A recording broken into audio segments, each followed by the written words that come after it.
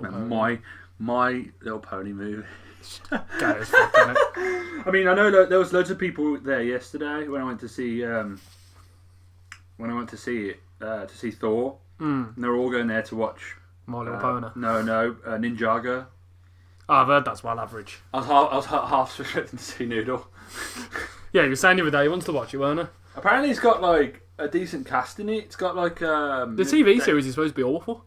I don't know. I've never watched it. Neither have I. It's on Netflix, I think. Yeah, I went past it the other day, so I thought, I'll read reviews for it, and everyone was just like, it's just bang average. Well, it's not.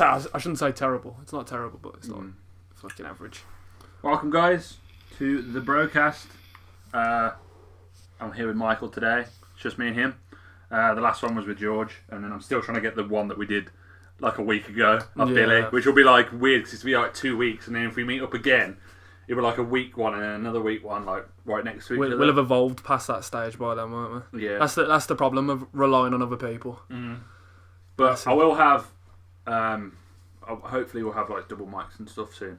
So not too long. My birthday, I'm gonna be like, I want to get some, because usually when you have your birthday, you just get shit that you never use. Yeah, or like you're waiting for stuff to, like you're always waiting for, when you were a kid, you used to wait for your birthday, and you're like, okay, I'm gonna get FIFA on my birthday. That was like your year's supply of cool stuff, weren't it? Basically, that you'd wait for your birthday or Christmas, and you'd ask for it then. Yeah. But now, like, do you ever used to do the thing when you was a kid around Christmas where you'd have the Argos catalogue? Yeah. And you'd draw circles around the things you want. Yeah, and just give it to your mum would be like, I want this, and this, and you'd like, and then you'd write down like a fat list for Santa, and then you'd get nothing of it. Like, I had so many disappointments. Like, to be fair, maybe I'm just a spoiled kid, but I just used to have like 2 or 3 things that I was like cemented in. Like, I want this year. Remember one year it was like a pool table. Like I wanted a pool table. Like a full size one or like a mini one? It was a full size one, but it had the small pockets. So, you know, you get the small pockets and the small. It was like one of the cheaper ones, basically. Yeah. And I remember like asking for that, and then like a week before Christmas come, I saw my mum like lugging some giant package into the house. I was like, oh fucking hell, I wonder what that is. Didn't click. Yeah, I was like 9 years old. I wasn't a very very inquisitive kid, obviously. Must be something for the bathroom. Or some shit like new cupboard or table set or something. Did you get it in the end? Yeah, I did get it. Yeah, it was the pool table. How many hours did you put into that? What was that? How many hours did you put into that? What, my pool table? Well, it was kind of like, it just like in my old house we had like the living room as you walked in, and then behind that was like another sort of living room. Yeah, that wasn't like really used. Like an extension type basically, thing. yeah. So it was just in there. So like every time I was like coming in or out of the house or walking through the living room, it was always there. So I'd just take a few shots and then.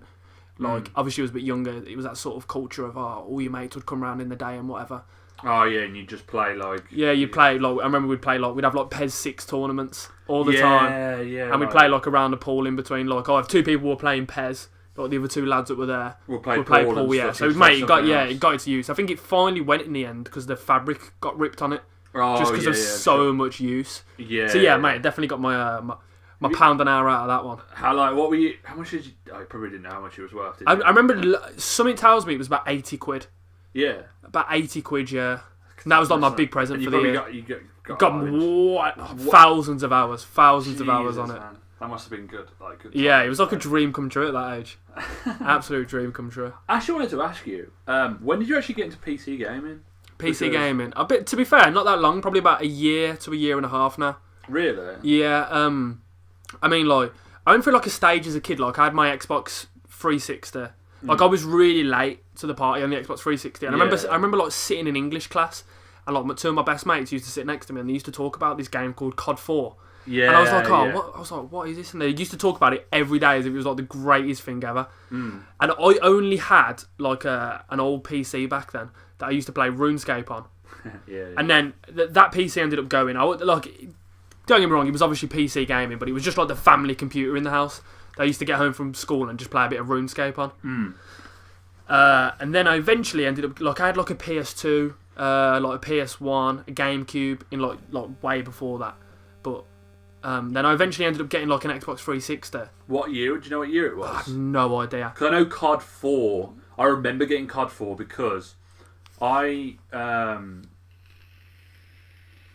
bought my Xbox the year that Halo 3 came out. Was Halo 3 not a launch title? Halo 3, I don't know if it was a launch title or was it just after launch, like about a month after launch. I'm just thinking in my head, like, to sell, like, it's such a system seller, Gears isn't of it? War was. Gears of War was the I suppose big that was seller. your big system seller, weren't it, really? Because you've always got to have that one game. Like, I remember the advert. I remember it was the Mad World advert. Yeah, that's one of the greatest video game adverts ever. I was like, shit, this game looks incredible. And I was like, what's this for? And then, you know, like when you knew that you was getting a 360 or like you knew what you were going to get, you would be like, you get super hyped and stuff. Like that's what I was like, because I remember my 360 I got in 08, or like Christmas of 08, I think, or 07, I think it was. 07 going into year 8, because I started year 7 in 2007, and then in that year of turning 2008, I got the 360.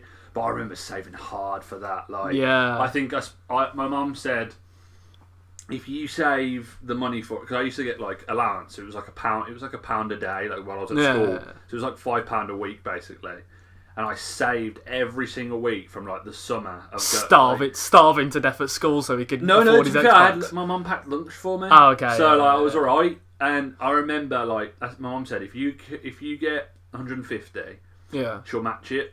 Oh, that's good. Or she'll match like 100 or something. Because I remember I got it for 250. I don't know how much they got it for, but I got an extra controller. I got Halo 3. I got what other games did I get? I think I got Forza. The Forza that was out at the time. Well, these are the games you got with so with like your Xbox. Forza 2, like way back when it was that. Did the first Forza come out on 360? I think. Or was the first one on the original Xbox? Yeah, it might have been or it might be the original. No. I'm thinking the ones that came out on the original Xbox was. Do you remember? I think it was Platinum Race. No, not Platinum Race.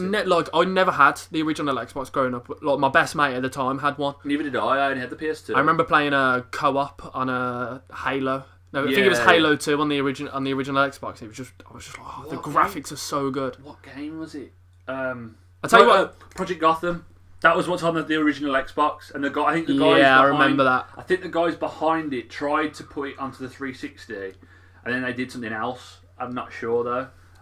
What was that? Was that like an Xbox exclusive, Project Gotham? Yeah, it was kind of like their answer to Gran Turismo. Gran Turismo at the time. Then Forza came in, but Forza's like it's those two now. Have you got the new Forza? No, but I might get it. I don't know because I was going to get it if I got the One X, but I'm not now. So. Because the deal that was on was an online one, which is around. Oh, what time was it? I checked it about a month ago, and it was. I think it was like 350 quid, or 450 or 460. No, 560. I'm having a little bit too much on that. Well, this is for the X. This is the One X. Yeah. But you would be saving £100. You'd get an extra controller. And Now TV, 2 months of Now TV. What controller comes packaged with the Xbox One X? The Xbox One controller. Just the black. Or there'll be the new. It'll be like an updated firmware. Will it have like the like when you got the Xbox One S and it had that sort of like matte, grippy finish on it? I don't know. One of those. What would have been really nice if they'd have packaged the Elite. The Elite controller with it. Just one of them. Just one of them. Yeah, like within the main bundle of it. So I've used one of those at a friend's house as well, and them things are really good. As far as controllers go, they're really good. The big one, isn't it? Yeah. But that was sort of their response to it, wasn't it? Because a lot of people were buying Scuf controllers, and Scuf controllers are like, how much are they? Like 150 to 200 quid, something like that. I think so, but you can get some cheaper ones. Like The only problem I have with custom controllers, I would love to try out the Elite one to see if it was any different. But when I bought my custom controller, I haven't got one now. I just stick to the regular like Microsoft brand ones. When I bought it, it was do you know the Dead Zone like on a controller?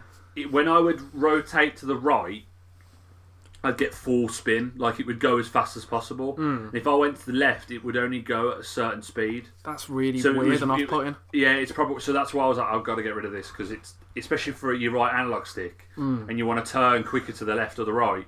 Yeah, I was like, nah, I can't do that. So I just sent it back and got my money back for it because it was like a 3-week guarantee. Oh, okay. So I could send it back, and they sent me another one. And the same thing happened. Like I sent it back, and then I was like, I think it was just because it was early Xbox One. So they haven't quite nailed it yet. How much influence do you reckon COD has had on the controller modding scene? Oh, because that's what it's all about. That's what it is, market. Like when you get like the what were the grips on the analog sticks? They're where you'd make them longer so you could have like more precise aiming and stuff. Grip freaks or something. There's something Yeah, freaks. I think it was just called controller freaks, weren't they? I remember they got. I used. Not gonna lie, I think it was on 360. Do you know Games Master? The game magazine. Yeah. They packaged like the thing that you get within every month that it came out. They packaged one in, like a couple of like cheap ones. Yeah. Played the hell out of them. Used them like, to the I've never used them. Were they like was it like a noticeable difference when you were playing? Oh yeah.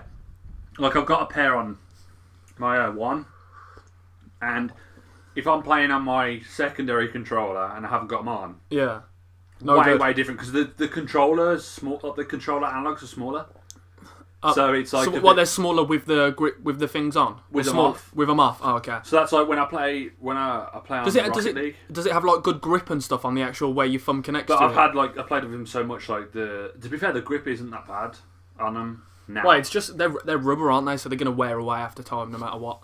Yeah, for def. But are they rubber or are they like a hard plastic or a hard? They're rubber kind of like a combination. Oh, okay. Like a little bit of foam, a little bit of rubber, and then like the kind of like regular analog type feel. But they're really good. I enjoy using them, and then they're especially good for Cuphead as well because I can imagine things when it comes to like precision. Yeah, when you have to give you a bit of an advantage. Like, but me like playing the PS4. It's different, like to playing the 360, the Xbox One, which is great, like because but then the thing is, I've tried playing games with the Switch, with just the regular control, like the Joy-Cons. Yeah. Well, is that with them on the side? Yeah. Or like when I've got them on the side, I've heard they're a little bit hard to use. They're weird because they're thingy, aren't they? I don't know what the exact term is, but one of them's higher than the other one. Yes. And apparently it feels really unnatural. Yeah, but you can take them off and put them in the grip that you get with it. Like there's a grip one that can turn into a controller. But I've got I bought a Pro controller. Yeah, that's what I've pretty much heard. That if you're into if you're gonna play a lot of Switch, it's just worth getting the Pro controller. I mean, like if you're just gonna bang on it for like 5-10 minutes, like it's great. But it's good because the one thing I think that Nintendo have done really well with the console is they've taken the Joy-Cons. You automatically have two. Like so if you have a player 1, player 2, like you could instantly just give it to someone else and you go from there. But then if you with the deal, like then the upside and downside to that is when you buy the Switch, they had a deal at the time where you had to buy a game. They're only selling it with like 4 extra items. So when I bought it, I bought Zelda, the DLC for Zelda, a carry case, and a Pro controller. And I bought all together paid $435. I think it's really clever what Nintendo have done because, I mean, if they really, really wanted to, they could have held the Switch back a bit and released it with Zelda and Mario. But the way they've done it, they've got like, Zelda's our system seller. And then the people that don't jump along on it don't jump on the bandwagon the first few months or whatever. Then Mario comes out.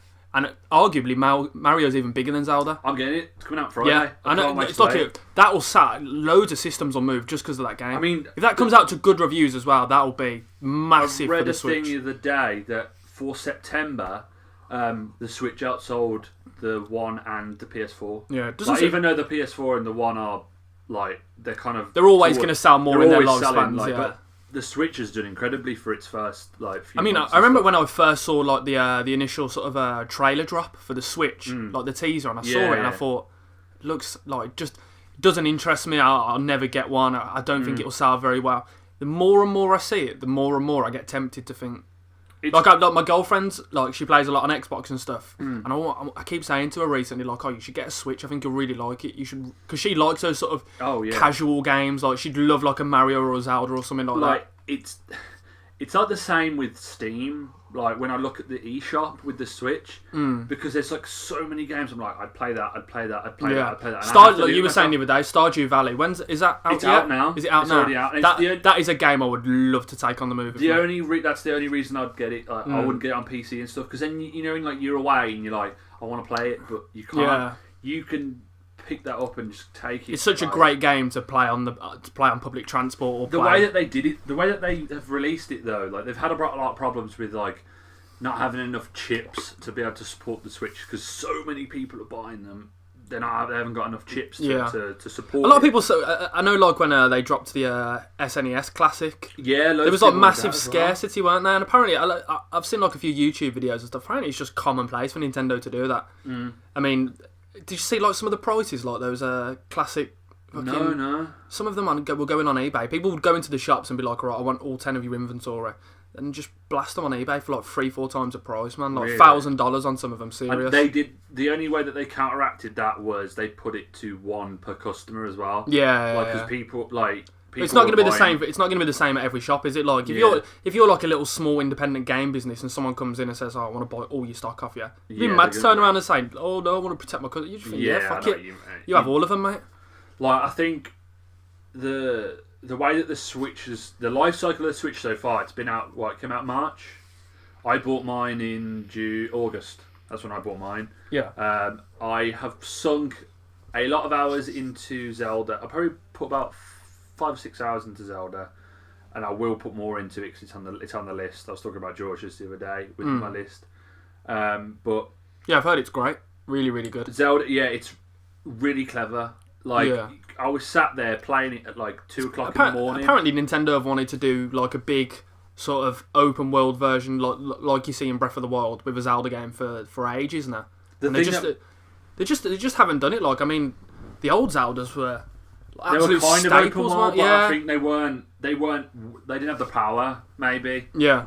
To take it to where. But I mean, Breath of the Wild. I might be wrong in this. Didn't they have a version on the Wii U as well?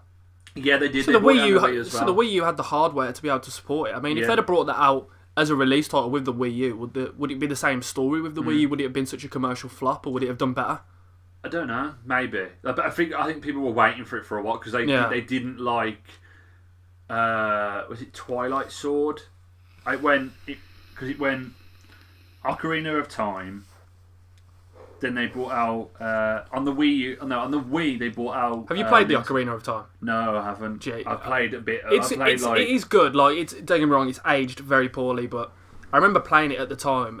It has got there's water levels in it, like underwater levels, which are some of the worst designed levels in video game history. They are horrible. For such a great game, it has got like the worst level design ever. I think that.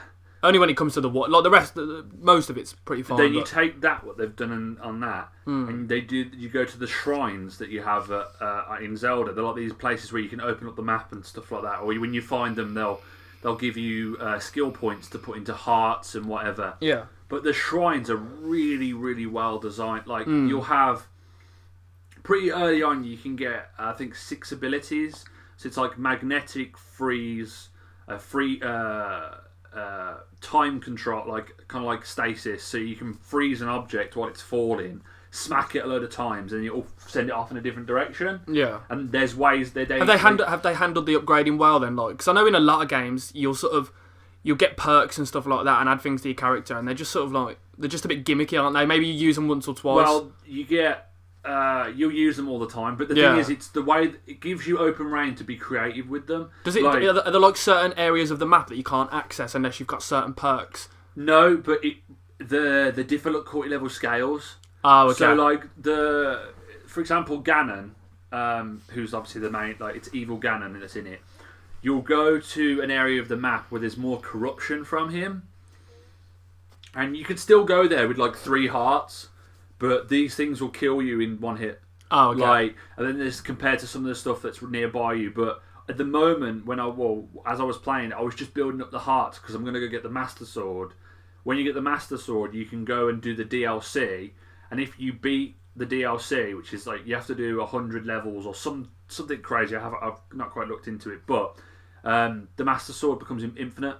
So you can just take that back into the main I heard there was game. real problems with the way the weapon system was handled, like the repair system. Not necessarily I actually enjoy it because it makes you think about using your more powerful weapon now. Like, if you go and use your weapon after a certain time it will break down and it will degrade, and and that's it. Like, I just heard it degraded really, really quickly. How sort of quickly are we talking? Depends on what weapon you were using, because the point that I'm at, they scale through the weapons quite well. Like you can hit stuff.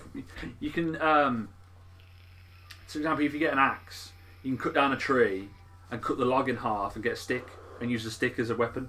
Oh, okay. And but I'm assuming it doesn't last very long. Yeah. It won't do much damage, but it'll break really quickly. Yeah. Compared to if you kill a globkin, which is like the goblins that are in the game. Yeah. They may drop like a globkin club, which will last for quite a bit. But like it also, when it gets close to being destroyed, it'll shine red. Like okay. So it gives you a warning. It's not like it just breaks out of nowhere. Yeah. Because I can imagine being in like a fucking really tough boss fight and then your main weapon just breaks halfway through and you didn't have a clue about it. That'd be understand. And it happens with your bows as well. Your bows and with your shields and stuff. But there's a cool thing in it where if you... I haven't got to it yet, but you can get a skill where you can jump on your shield and slide down a hill. But it does damage to the shield as well. At the same time, so it's kind of like risk. So you always have like a stock of good weapons when you need to do a lot of damage, and then a lot of shit weapons. Like you can kill these skeletons and take the skeleton's arm and use the skeleton arms to hit people. Does it have fast travel in it? Yes. Yeah. That kind of disappoints me a little bit. The only thing is though, you can only fast travel between towers, and the towers are really far away from each other. Like there's about maybe 15 zones, maybe I think on the map. I'd have to get a map, but I've unlocked pretty much all of them, and I'm still waiting to try and get more skills to. Because what happens is, if you go to an area where it's cold, if you're not running out with like a torch in front of you, you can freeze and you start taking damage for freezing. Like you're freezing to death. Yeah, it's really like I like that. It's really well designed. It's just like it makes me want to go back and play it and stuff, but I need to sit down and be like, you need to dedicate some serious time to it. Yeah. That's why, like, if I beat it, I'll beat it in the time and then go. Like, I'll tell you my list. I think I said this I don't know if I actually. I do. While you're looking at that, I will say I really like when it comes to like open world games. Like, I really like that in certain areas, if you're like a new player. I really like the fact that you can walk into certain areas and just get wrecked instantly. It makes me think of like Fallout 3. Like if you're like a low level and you happen to stumble across like a Deathclaw nest. Oh yeah. They'll just run at you and one hit you, and it's fucking terrifying. And it's great. I really love that because it gives you that motivation. I've got to level up to a certain level now, and I'm going to go back and I'm going to wreck them Deathclaws. And it just adds like so much. There's always a new objective. It takes about. Like it took me about 3 hours to find. There's stables across the maps, and if you can fast travel to the stables as well. But the only way you can fast travel is by using your Sheikah Slate, which is the thing it's kind of like the Sheikah Slate's the Switch in a sense. Like, but it's kind of like it goes. But the way that it allows you to fast travel is that it'll take you can't just like pick a spot and fast travel to it. You have to go to a certain location. Yeah. So a bit like The Witcher. Yeah. So you have to figure out how to go from one area of the map to the other by being the most efficient by using the quickest tower. But you can climb up walls and you'll use stamina and stuff. I've seen it like some of the advertising material. You've got like a, what do you call it? Where you hold onto the thing and you've got like a big kite thing behind you. Oh, like a wing glider. That's one I was You can get that. You get that. It's like one of the main quests. It's like the game does a good job in the first few hours of like, it's not handholdy. You can go and do, if you want to go to a difficult area, you can go and do that, but it will take you longer to get there, or you won't have as much stamina. So me thinking, I'm like, go and get the shrines, upgrade as many abilities as possible, and then you can upgrade your stamina, and then your stamina will allow you to climb up things higher. Then you'll be able to fly using the glider, because there's this old guy tells you to go and find these shrines. Once you've completed these shrines, you can come back to him and get the glider, and that's like the first couple hours of the game. And now it's just open up to what you want to do, but it's challenging and it's really refreshing because it's on the Switch and you can take it wherever you want. Yeah, you don't have to. Like, I've gone from playing it in my hand to putting it on the dock. Yeah, and then just playing it. I feel like if I had a Switch, I'd never dock it. I'd rather just like lie in bed and play it rather than. The thing is with the dock as well is that it's really seamless. Like the only thing you have to be careful is scratching the screen, like because obviously if you crack it in too quickly and stuff, you can crack it, or you can not crack it, but you can scratch the screen and stuff. Yeah. But it's obviously the thing with the Switch is that it's 1080p in your hand. Yeah. But also, it's 1080p, and it's not going to be pushing like graphical boundaries. But the games look gorgeous on it. Like Mario Kart looks gorgeous, Zelda looks gorgeous, and but it's on a smaller screen. There's that pixel density, aren't there? So like you can make it look more vibrant and make it look a bit sharper and stuff. Like I think personally, it's going to be the death of the DS. I think that they'll transfer. The DS will be a market, but they'll still try and push talking about the 3DS, yeah? Yeah, like the 3DS and the 2DS. They'll push that a little bit in Nintendo, but I think the Switch will kill it off. Well, there's if you've got a Nintendo Switch now, there's no real reason to play on your 3DS, is there? It's a bit smaller. It's probably like. Maybe, the thing I don't know. Maybe awesome, it's better for kids. Maybe the 3DS. Thing that would be awesome with the Switch is if they were to bring out an update, like say it was like a Switch 2.0, and they were to have a DS slot, and you could put the DS cartridge into because they're literally the same size as well. I mean, Nintendo and like I know when I first got the original Game Boy Advance, not the original, the Game Boy Advance SP, I could run like all of my old Game Boy games on that. Like Game Boy Color, and all that sort of thing, and it was just great. And I mean, also, a lot of the original Game Boy games, not even the Game Boy Color games, the Game Boy Advance SP would add color to it. I mean, it was nothing breathtaking by any imagine. Like, it was it was like dodgy shades of purple and stuff where it was black, but it was a lot better than playing it on the old. Do you remember ever using the old Game Boys? I used the Game Boy. The screen was horrible. Do you remember trying to play it on like a motorway at night? Yeah, and it was. And you'd be if it was overly bright as well. If it was overly bright outside, you couldn't play it in the sun and you couldn't play it in the dark. You had to find a sort of like a cap or something for it. It was just it wasn't. I mean, it was groundbreaking for the time. Don't get me wrong, but it just wasn't that sort of easy to play wherever you were. I mean, going back full circle a little bit, I remember you were talking about when I originally got my Xbox 360. I now remember one of the first games I got for it was Assassin's Creed 2. Love that game. Yeah, what a great game! What a great game that was. I got all we were talking about collectibles the other day, and that. That was the game that I got the first real game I can say I got 1,000 achievement points on. Because I went and got everything. I got all even though I watched a walkthrough for the last half of the feathers that I had. Yeah. I was like, I've done it because I did everything else legit, and I was like, I want to get this done, get 1,000. Because before that, the only other games I got 1,000 on were the Lego games. Like I got Lego Indiana Jones was my first ever one, and then just really bad like Aragon. And well, there were certain games that were known like that you could. Like within a few hours, you could get all of the achievements for the games, and people you wouldn't have to complete it. Like exactly, you could just get all the achievements, or you could get like a fair majority of the achievements within like an hour or 2 hours, and people just bought them games just for the achievements. Yeah, like do you remember Avatar? Yeah, where it's Avatar: The Last Airbender game. Okay, you could get 1,000 achievement points in 5 minutes, Jesus. And the price of it on eBay went up because all you had to do was go on the game, run into the corner. And basically, you would press B, and we'd throw out this attack constantly, and we'd hit 5 people, and they would take like 10 hits to die. And the highest achievement one it was get like a 500 hit combo, so you could just farm it right at the beginning of the game, and it'd take you 5 minutes. That's awful game design, that is, isn't it? Yeah, like for the achievements anyway. Like, but it was just someone found it, and like I'm sure there was a sucker that played through the whole game. Like, yeah, this is awesome, and then like finding out that they could have just got 1,000 achievement points. Like, yeah, you'd be good, wouldn't you? But I love the Switch. I can't I'm looking forward to Mario, but once again, it's on the list. It'll be on the list. Like, the list I've got right now is Cuphead. I'm trying to beat at the minute. Yeah. I went through this on the last. I am gonna get Cuphead when I get my PC and stuff back. I am gonna get Cuphead. I'm on the third island of it. How are you finding like the difficulty of it? Is it really unforgiving? It is unforgiving, but once you learn the patterns of the game. And once you learn... It kind of reminds me of, like, I remember playing, like, old games on, like, Nintendo 64 and, like, even before that on, like, the NES and stuff. It was about learning the specific enemy sort of patterns of movement. Yeah. And then you could do it sort of second nature then, really. Yeah, like, the first island is relatively difficult, which I've seen a lot of people struggle on. There's maybe one boss on it that's tough, really tough, like because you have to figure out its patterns. Yeah. Second island was there's two bosses that I struggled with.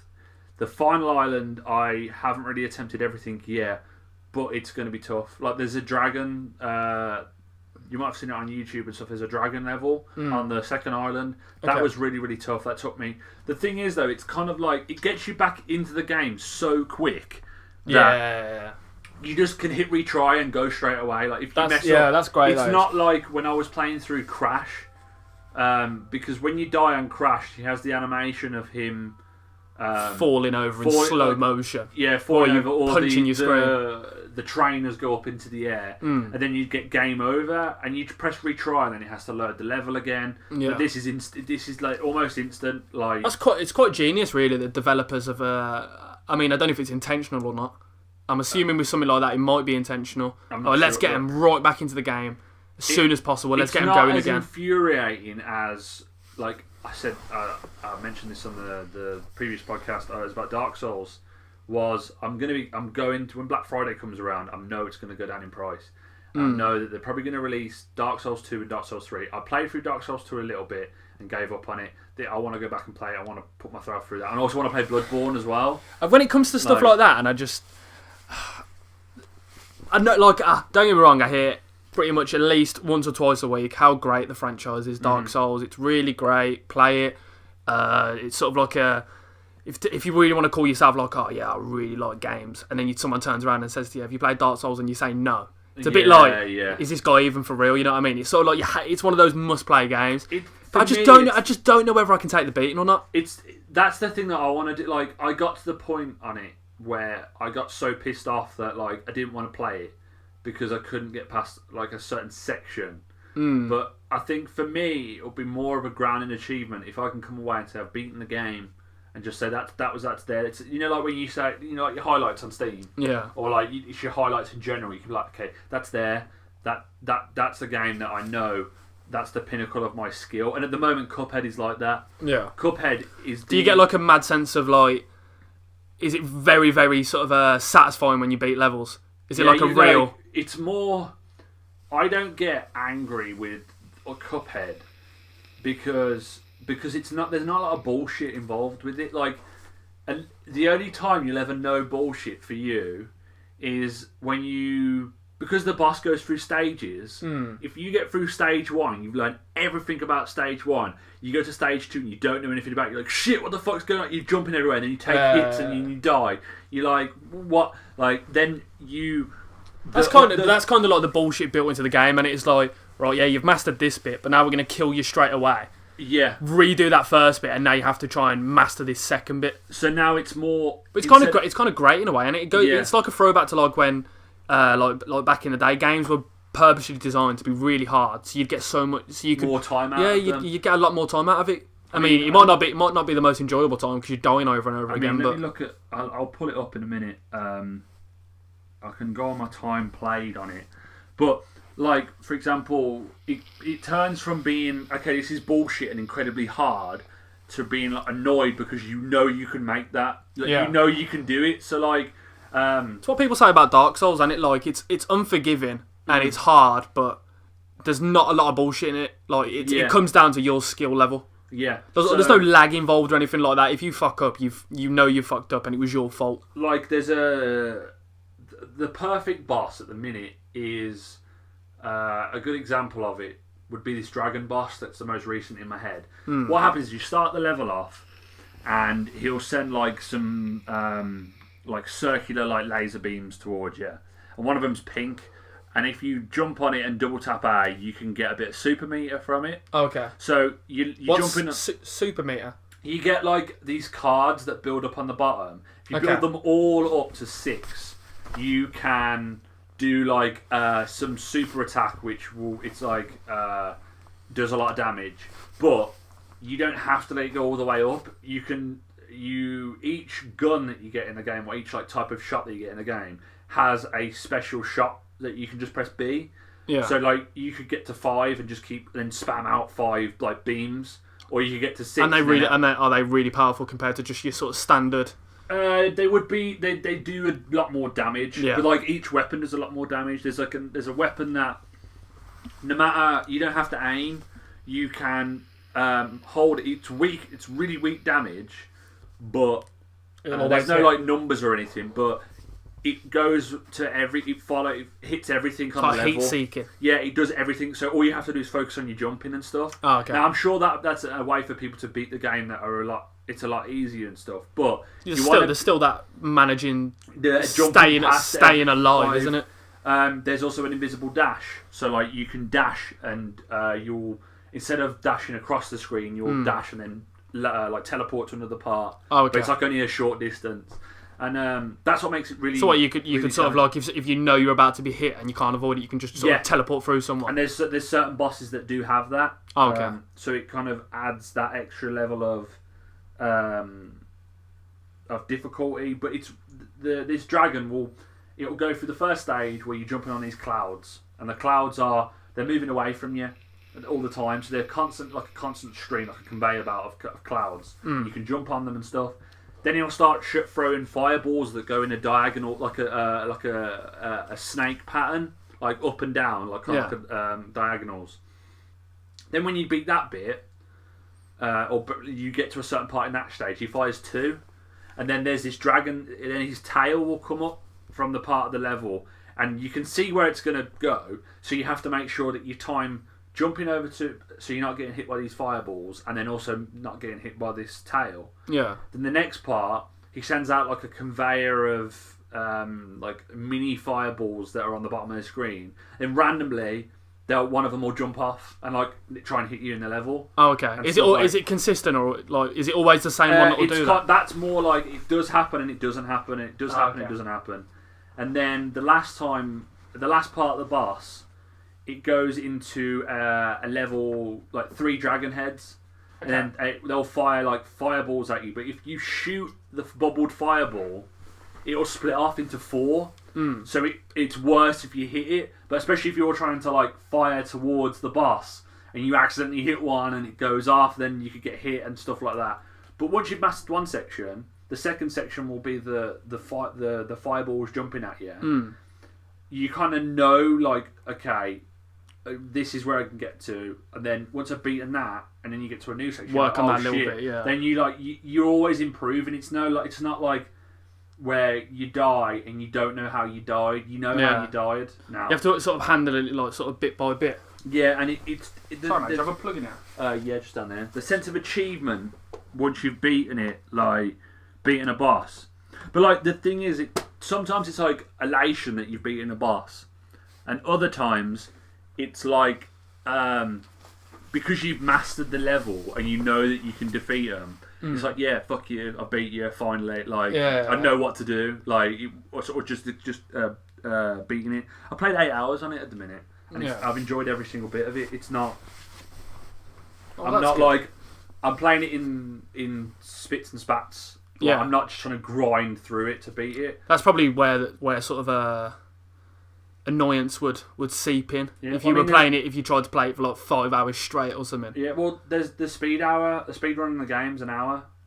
Jesus. Because like, I say an hour. It's probably like an hour and 10 because you can beat most levels in under a minute or a minute 30 if you hit every single. I've mastered it. Yeah. Yeah, and that's what's incredible. Like, there's people out there that'll do that. I've always found like speed running to be like a really, really weird subculture. In sort of like, I don't know if you've ever watched any like live streams of speedrunners. So, the fact that these people, they dedicate like years and years of their lives, don't they, to get to this point where they can beat, like, I know like, I think Fallout 3, there was one that was like just under an hour. And like, you have to use exploits and stuff like that, and you have to use like glitches within the game world to like make yourself teleport. I've seen someone get to the end of the game in 10 minutes. It's just ridiculous, isn't it? Because there's a certain point that you'll run to. Maybe it was just the video. The video was 10 minutes because he sped it up. Okay. But there's a certain area of the map on Fallout where you can go to. You can jump. You'll seep through the ceiling. And then you can kind of follow like these building lines. and you'll get through to the part where, where your dad says like, oh, he's going to sacrifice himself to go inside the chamber. Yeah. Yeah. You get to that. It's just mad, isn't it?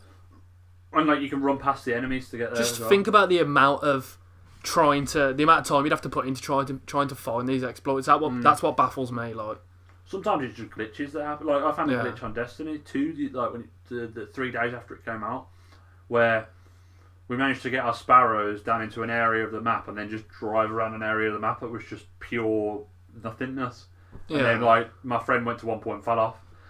So it's just like it's just funny to like find that shit. What sort of stuff have you been playing this week so far then? Just a bit of FIFA, a bit of NBA. And how are you finding FIFA? You've been playing Ultimate Team. Mm-hmm. But I've not been grinding it out like I did last year. Like I tried to get ready for Foot Champs, but when you're trying to fit 40 games, is Foot Champs not out yet? Foot Champs is out, but I've just not gone towards it. All I'm doing now is I'm playing on divisions and just playing it here and there. What division are you in at the moment? What division am I in? I think I'm in Division 7. Division 7? Yeah, because I've been playing it spits and spats. And I've also been playing the squad battles, because the squad battles are really fun. But I pulled Van Basten in the pack, like, second week. Yeah. So I'm waiting for the SBCs to come out. Are they still called Legends? They're called Icons now. Icons. And they're on PS4 as well now, they're on both now. But they're doing SBCs. So you can get Icons, but they're not the Prime version. Yeah. You can still get the Prime version. In packs, so that you can get lucky with it, but there'll be an opportunity. It's called like a Throwback Thursday, and you can go into the game, but you have to have one of the there's 3 versions of an icon. So say Thierry Henry, you have his 94. I've seen striker. That in different sections of their career. You'll have 87 version of him, and then 90 version of him. But say if you have the 87 and you put that into a squad builder that's for his 94. Yeah. You, with a lot of other stuff that's in it, you can get the Prime version. So even though Van Basten's a really good card, I'm going to wait until that comes out. Yeah. Van Basten's Prime. And then, because when the SBCs come out, players' what prices are the skyrocket. say for instance, like, would you not be interested in like building it yourself for like the? Do you think Van Basten will get one? Yeah, he will. They said that every single legend is going to get one. Because I mean, obviously, like when it comes to like those squad building challenges, you've got like the most expensive piece of the puzzle, haven't you? Yeah. So could you potentially turn a bigger profit by getting his Prime version first? At the no, because you get the Prime version, but there's no point selling the Prime version. Like what I'm going to do is wait for the regular version, sell the regular version that I've got. It's the 91 version of it. How much does he go for at the moment? 800k. But serious? But Jesus. Like for, Mane for Liverpool, he had a Player of the Month SBC.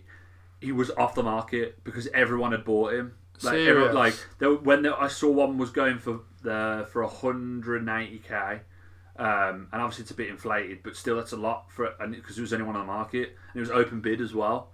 So people would so that's why I'm waiting for the Prime version to be like, okay, I'm going to sell him at 800, probably go for $1 million, and then I'm set for the rest of FIFA because I'm not going to play it too much. I play a bit of NBA. So enough to build yourself a really, really competitive team. I've already got a good innit? squad at the minute. Like, what team have you got? I've got a Premier League team, and then I've also got you're a traitor. I've got a Portuguese league team as well. Oh, have you? Okay. So but I've got the best players in the. I always loved building like those obscure teams. I mean, for like 2 or 3 years, all my team I played nothing but Russian league team. So I had like players like Hulk, Doumbia up front. I had Hulk on the right wing, and Hulk was just like one of the most ridiculously overpowered players ever used. He just scored from anywhere. It actually works out though, because if you're playing just that league and you play so many games with it, and you're earning the coins, when they're an inform that comes out, it just makes your team so much better. Which is why I'm playing with the Portuguese league. They were sort of quite few and far between though. The Russian league informs. Maybe there was doing better with it now, like 15 of them over the whole span of like a specific FIFA game. Like with my Premier League team, I've got Edison, but a lot of these overall I've spent probably 40 quid on packs. That's all I've spent, and I got lucky within a lot of the packs. Plus also, with the packs that I opened, with the players I'm never going to use, you can whack in the SBC 2-player packs, and they're untradeable. Yeah. But you can get a rare player from it. And the best player I've got so far is Bernardo Silva. Oh, okay. But my team is Edison, Bellerin, Mustafi. Who else have I got? John Stones, and What's Stones rated on this 79. Yeah, so he's not. And He was 70. He was 79 last year as well, weren't he? I think so, yeah. And then Klazenak. I got him in a pack. No, I bought him for like 2,000 coins, something like that. And then my midfield is Bakayoko, Lallana, Wijnaldum, or... Well, Adam's a beast, isn't he? Yeah, or... Who else have I got that's there? I've also got Wanyama that I play. No, just bought Dele Alli. I bought Dele Alli for 50k because I'd just been playing matches, and the squad battles are really good for players that aren't competitive like me. Like, for example, me and you could go on Ultimate Team. You could play 4 games a day on Legendary. You beat all 4 games, you'll get like 10,000 points, and there's a leaderboard. And at the end of the week, if you're in the top 100, you'll get better rewards. But if you finish in Elite 1 or in Elite, you'll get like 39,000 coins and 2 packs, which is loads for like someone's. That's overall, that's like the week before Team of the Week player or something, isn't it? Really, yeah. Like 40k. And you can do that every week. And now that's why I've been playing that a little bit more. And I've been like, okay, I'll do this, I'll do this, I'll do this. And I enjoy FIFA, but once again, I play it in moderation now. I'm not because it's more like, say if I've watched Match of the Day, or I come home from college and I'm like, oh yeah, I'm interested in just banging a couple of goals, and then that's it. I'm sorted. Play 2-3 games, win a division. I think that was my problem. I used to play like religiously. And it just used to infuriate me. And then I play NBA because I love basketball. And then apart from that, Cuphead is the only game that I'm really going for. And then I have been playing the here and there Total War, Warhammer. But you were saying you were really into it at one point. I'm stopped playing at the minute because I want to beat Cuphead. Yeah. But I'll tell you this, right, as we're winding down, I think I said the list yesterday, but Legend of Zelda and Super Mario Odyssey are on there for definite. I've got Ghost Recon Wildlands on the PS4 that I've got, along with God of War, Metro Last Light. They've just released a Battle Royale mode, haven't they, for Wildlands? Or it's coming soon. Yeah. That looks pretty decent, because I only played a bit of it, but I really like the gunplay and stuff in it. I feel like a Battle Royale in that game, that engine, would be pretty decent. The Bayonetta, Life is Strange. Infamous. I've never played Bayonetta, but I've always heard really good things about it. And it's the second one was good as well. Dirt cheap. I got it for free when it was on the Xbox 360. When it was on the Xbox One, when they're doing the backwards compatible free game and that. That's something we should mention briefly as well. The fact that Xbox One is, you can now play some of the original Xbox games on there. I spoke about it the other day with George. That I think that's really good. I saw a game on there that I used to love as a kid. Black. Yeah. You seen that? The first person shooter. I remember when that first come out, mate. I remember seeing that as a kid and thinking, the graphics will never get better than this. This is the pinnacle of graphics right now. Well, Kota as well is on there. Knights of the Old Republic. Oh, okay, yeah. So that'll be good. And then Infamous Second Son, because it was just I kind of like, because I have my one on my PS4, I'll always sign in at least once a month, even if I don't play it regularly for that month, and get the free games. It's just worth having, and you don't even have to download them, do you? You can just save them to your library. Yeah, and then they're always ready in that ready to be downloaded section. Recently added is Dead Space. I added that last night. Have you not played Dead Space? I played a bit of it. I want to play through that because I got that on one of the free months. It was free as well. Yeah. And then lastly, it's quite good. Dead Space is. Lastly, is the game that you're playing a lot of, is Divinity. You need to be cracking on with that. I'll get through that. That's a bit like you were saying earlier, though, with Breath of the Wild. You need to sort of prepare yourself because you're going to sit down and play it for a while when you finally get into it. Yeah. Like, you can just devour hours of your day. Yeah, for definite. Like, I mean, and I'm kind of, I'll refocus my gaming a little bit more and be like, okay, I want to beat this and get through this, and then another game you can play, and then another game you can play. And I enjoy always having a conveyor belt rather than being like people that just play one when game. you were a kid, it was always like you would wait for the next game to come out, and then you'd be bored out of your mind, especially if you wanted, and you'd be playing that game and for a long period of time.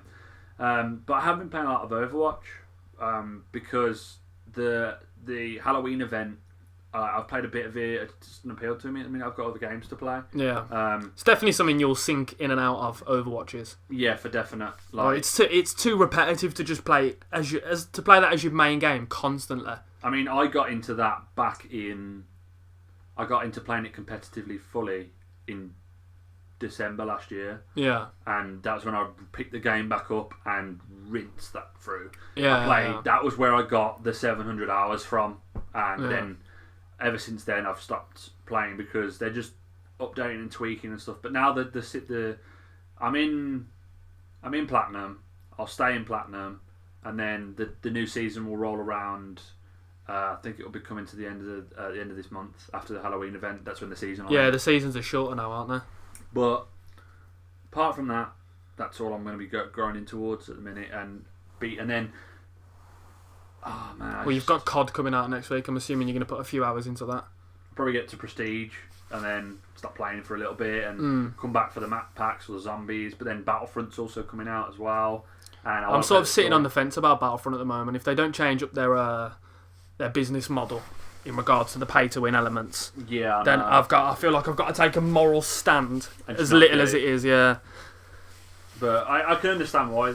I can definitely understand why you're doing that, because it's not right. And looking into a lot of stuff with Visceral and stuff, it's a lot more of the same. But thanks for coming on. No worries, mate. Been a pleasure, as always. I'm sure we'll have another long discussion at some point. Definitely, yeah. Look forward to it. But yeah, this has been the Brocast. Like, comment and subscribe, and we'll see you guys in the next one. Hopefully it'll be with a lot more people and it won't be a one-to-one one. I'm going to say next week probably. Yeah, sounds good. I'll probably get another one-to-one next Monday hopefully and try and get Noodle on. Well, to be fair, we are going out on a Wednesday, aren't we? So if I'm too hungover on Thursday, you might not be seeing me. Yeah, to be fair, might even see me. And you live here, mate. I know. So, thank you so much and peace. Bye.